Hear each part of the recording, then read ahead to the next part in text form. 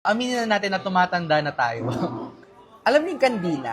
Yung kandila, nalulusaw yan as it burns. Pero alam mo ba, ang kandila, hindi nagiging sayang yan kapag it has the ability to light others. Wala siyang nauubos kapag kaya niya mag-light ng isa pang candle.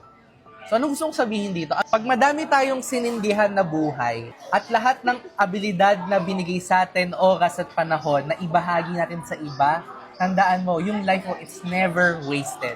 Kapag ikaw nakareceive ka ng eternal life and you're able to pass it on to other people, it's not time wasted. Kung makibilas ako ni Lord ngayon, shinare ko sa inyo ano ba yung mindset, ano ba yung praise report na yun, paano ko ba na-achieve yun. If nangyari yun sa iba, nag-replicate sa iba, your life is never wasted. Sayang lang ang buhay kapag sinarili mo lang. Mauubos ka man, pero kung mag-multiply ka naman sa ibang tao, that is a life well spent.